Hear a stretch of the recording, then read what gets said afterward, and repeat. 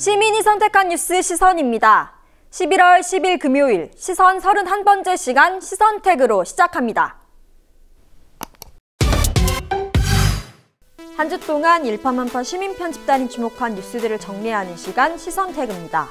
11월 둘째 주, 시민들은 국정원 관련 뉴스를 가장 주목했습니다. 뉴스 키워드 순위 1위는 국정원이었고 2위도 국정원 정치 개입이었습니다. 분류가 중복된 경우도 있지만 국정원 관련 뉴스 비중은 다른 뉴스들을 압도했습니다. 다음으로는 3위 언론개혁, 4위 도널드 트럼프 미국 대통령, 5위 적폐청산입니다.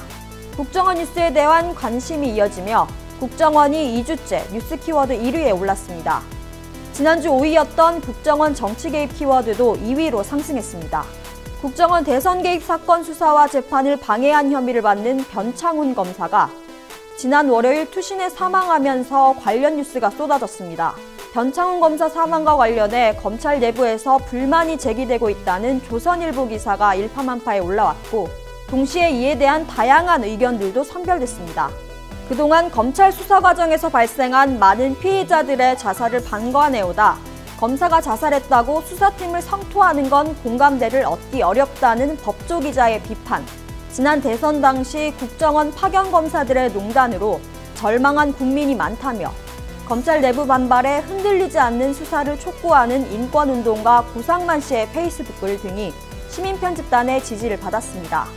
KBS와 MBC 두 공영방송의 파업이 60일 넘게 계속되고 있는 현재 언론개혁에 대한 시민들의 관심은 꾸준합니다. 이번 주엔 파업이 한창인 KBS와 MBC가 아닌 사장 공모 절차를 마치고 신임 사장이 내정한 YTN이 주목받았습니다. YTN 차기 사장으로 최남수 전 머니투데이 방송 대표가 내정됐다는 소식과 함께 이에 대한 우려와 부정적 평가들이 선별됐습니다. 촛불 민심의 요구를 등지고 시대 정신을 역행하는 부적절한 인사, 조직이 위기에 처할 때마다 오로지 자신의 이익만을 좇아 YTN을 등졌던 인사, 고통받는 YTN을 불구경으로 일관했던 인사가 이제 와서 회사를 경영하겠다고 나선 것에 기가 막힌다. 모두 최남수 내정자가 YTN 신임 사장으로 부적절하다는 내용입니다. 지난 화요일 1박 2일 일정으로 한국을 방문한 도널드 트럼프 미국 대통령이 4위입니다.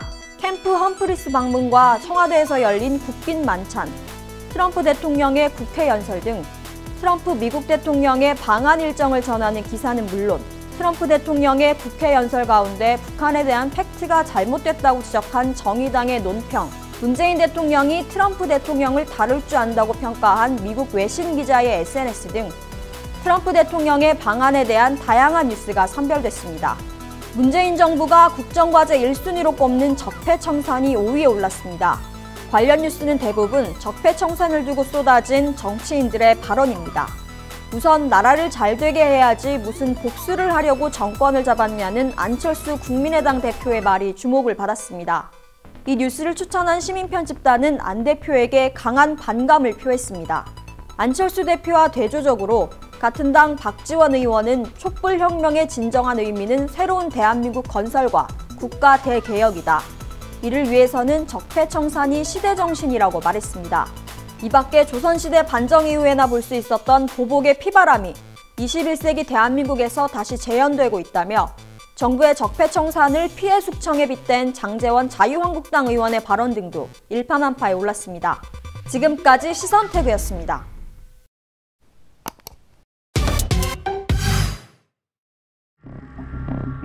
대한민국에는 두 종류의 검사가 있습니다.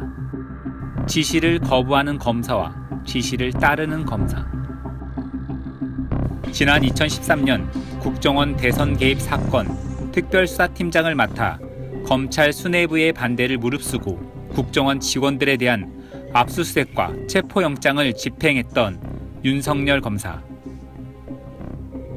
그리고 지난 2012년 과거사 재심 사건에서 백지 구형을 하라는 상부 지시를 따르지 않고 무죄를 구형한 이문정 검사.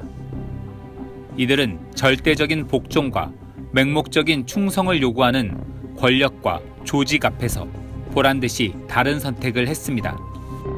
그리고 그들은 권력과 사람에게 충성하지 않았던 대가를 혹독하게 치렀습니다. 윤 검사는 좌천에 지방 발령, 임 검사는 승진 탈락과 징계, 권력과 조직에 충성하지 않았던 결과였습니다. 이들과 달리 노골적인 권력의 지시를 따랐던 검사들은 승승장구했습니다. 얼마 전 국가정보원 댓글 수사 방해 의혹으로 수사선상에 오른 현직 검사가 자살이라는 극단적인 선택을 하자 검찰 내부에서는 파견 나간 검사가 시키는 대로 안 할 수 있냐는 볼멘 소리가 나왔습니다. 검사들은 상부의 명령이라 어쩔 수 없었다고 항변합니다. 그리고 그들을 옹호하는 언론들은 검찰의 수사를 과잉수사, 정치보복이라 말하며 검사의 죽음의 이유인 양 여론을 몰아가고 있습니다. 중앙일보는 현직 검사, 변호사 자살 부른 적폐청산, 과도한 수사 아닌가라며 검찰 수사를 비난했습니다. 조선일보도 적폐 수사 대상자 이딴 극단 선택, 정치보복 수사의 비극이라는 사설에서 검찰 수사가 과도하다고 주장합니다. 한국일보는 특별수사팀과 윤 지검장의 수사 방식을 비판하는 검찰 반응에 초점을 맞춘 기사를 내보냈습니다. TV조선은 연일 정치보복 프레임을 강조하며 익명의 검찰 관계자 말과 죽은 검사를 향한 선정적인 악플들을 소개했습니다. 조선일보는 그 악플들의 출처로 문재인 지지자들을 지목했습니다. 적폐 검사들은 언론을 빌려 자신들의 이야기를 하고 있고 언론들은 그들의 입을 빌려 자사가 원하는 대로 여론을 조성하고 있습니다. 적폐 검사와 언론, 이 팀플레이의 효과였을까요? 검찰 출신 법무부 차관은 댓글 수사팀 교체를 대검과 협의하겠다고 국회에서 말했습니다. 영화 내부자들에서처럼 현실에서도 만들어진 여론 때문에 수사검사가 더 이상 수사를 못하게 되는 건 아닐까요? 잘 나가던 검사들은 적폐청산이라는 벽 앞에서 잠시 멈춰섰습니다. 하지만 그들은 적폐 언론과 손잡고 벽에 작은 구멍을 내 자신들이 저질렀던 범죄를 꽁꽁 숨기려고 하고 있습니다. 국민들이 지켜보고 관심 가져야 할 이유입니다. 동PD의 눈이었습니다. 일파만파 속 뉴스 인물을 조명하는 시간 시선인물입니다. 시선인물 11번째 주인공은 원정화 씨입니다. 원정화 씨는 탈북자로 위장해 국내에 잠입한 뒤 군사기밀을 빼내 북에 넘긴 혐의로 지난 2008년 징역 5년을 선고받았습니다. 원정화 씨 간첩 활동의 배우로 지목된 원 씨의 계부 김동순 씨와 원 씨와 연인 사이였던 육군 중위 황주용 씨도 원 씨에게 협력한 혐의로 재판에 넘겨졌습니다. 검찰, 경찰, 국군 기무사령부, 국가정보원 등 국가기관이 총동원돼 합동수사를 벌인 결과였습니다. 이후 원 씨의 계부 김동순 씨는 대법원에서 무죄 판결을 받았습니다. 9년 전 간첩 사건의 주인공인 원정화 씨가 일파만파 뉴스인물로 떠오른 이유는 탐사보도 전문 매체 뉴스타파가 원정화 간첩 사건에 대한 조작 증거들을 공개했기 때문입니다. 조작 증거 하나, 원정화 씨가 출소 이후 계부 김동순 씨에게 털어놓은 검찰의 강압수사입니다. 저는 평생 살게 해주겠다고. 김은수는 그 다음에 아버지에 대해서 제대로 자백을 안 하면 무기형 준다고 협박하고 그런 거. 조작 증거 둘, 원정화 씨 스스로 자신이 간첩이 맞다고 주장하며 내세운 북한에서의 이력이 거짓이라는 원 씨의 여동생 증언입니다. 지금 원정화는 자기가 김성 정치대학 출신이라고 지금 얘기하잖아요. 제 무조건 그 김성 정치대학 갈 만한 터대나 됩니까 뭐. 조작 증거 셋, 기무사 조사관이 황주용 중위에게 거짓 진술을 강요하는 영상입니다. 국가한테 도입구나, 대위를 났구나, 공작거리다. 뭐 그냥 공작을. 그렇게 하는 거예요. 국가한테 보이구나 이런 말 전혀 들은 적이 없어요. 인물을 얘기할 정도면 저도 그 얘기를 했을 건데 뭐라고 얘기를 하다가 운동화는 얘기를 했다고 해요. 네. 결국 거짓 자백을 한 황주용 중위는 3년 6개월을 복역한 뒤 출소해 현재 광주에서 택시기사로 일하고 있습니다.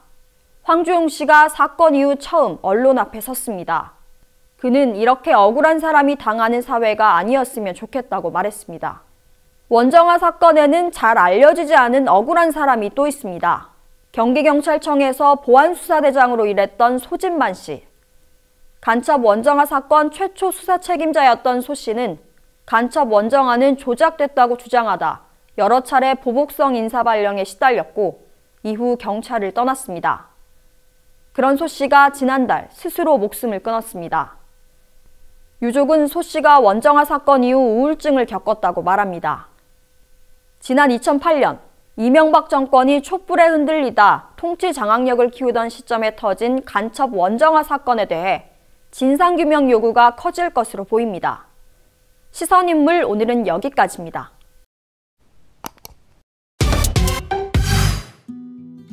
제 눈은 마릴린 먼로의 눈을 닮았고요. 제 코는 오드리 헵번을 닮았고요. 제 입술은 안젤리나 졸리를 닮았고요. 근데 왜 저는 못생겼을까요? 얼마 전 정부가 이전 정권을 때려잡느라고 정신이 없다.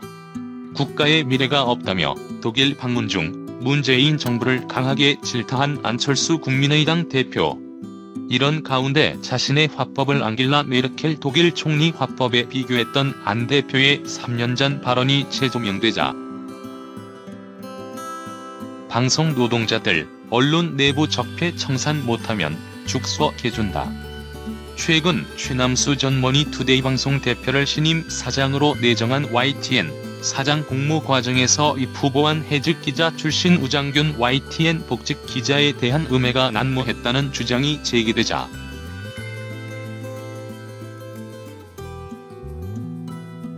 나쁜 기사, 싼 보도라도 한 달에 50건은 해야 한다는 스토핏.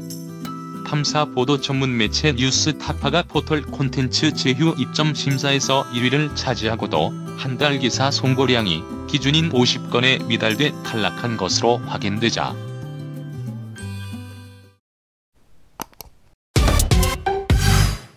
답답하죠. 지금 어딘가는 좀 그냥 살아있을 텐데 그거를 우리가 찾아주지 못하니까.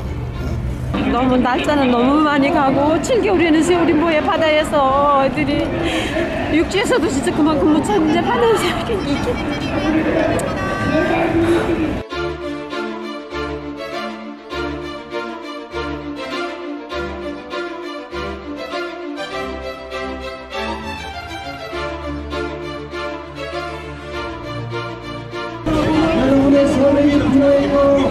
저희 부모님들 나이가 전부 칠순입니다. 저희 아버지는 원래 올 가을 칠순잔치를 하셨어야 되는데 아들들 잡혀서 서명을 받고 있어요. Hello, welcome, welcome please. 오늘도 아버지들은 실종된 아들들 잡혀서 지금 아직 생사 확인도 안 된 아들도 오지 못하고 있는 상황이어서 오지 못하고 매일 광화문에 나가서 서명운동을 받고 있습니다. 그래서 오죽 답답하면은 서명이라도 받아가지고 청와대 좀 넣고 유엔에 가려고 지금 우리가 서명을 받거든요. 지금 아버지 건강하시라고 항상 문자 오고 그래서 3월 31일 날부터 여태까지 문자를 못 받고 있으니까 답답하죠. 220일이 넘는 현재 아직도 지금 실종된 상태고 한 척의 구명벌, 그 구명벌은 선원들이 살 수 있는 생존 도구가 많이 있고 낚시 도구가 있고 하기 때문에 충분히 살 수 있는 생존 도구가 됩니다. 우리 선원들은 생존학을 배웠어요. 저희 아들 같은 경우에는 심해수색 스쿠버 다이버를 배웠어요.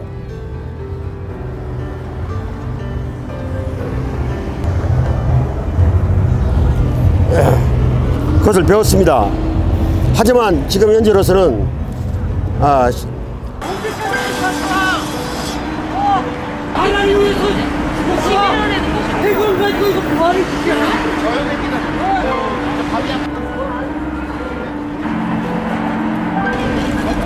진짜 너무 가슴 아프 속이 썩겠어요. 자식을 실컷 가르쳐서 다 키워서 가르쳐서 돈 벌겠다고 해외 나가서 이 사고를 당했는데 누구 하나 이맘 안아주는 사람 누가 있어요? 내 자식을 내가 이렇게 된 거를.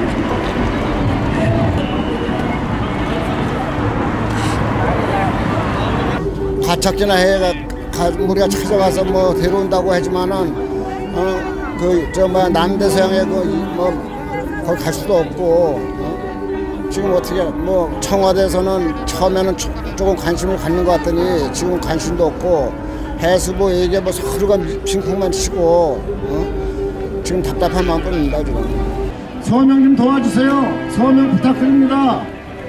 스텔라 레이저 가족입니다. 실종된 아들들을 찾기 위해 부모들은 서명을 받고 있습니다.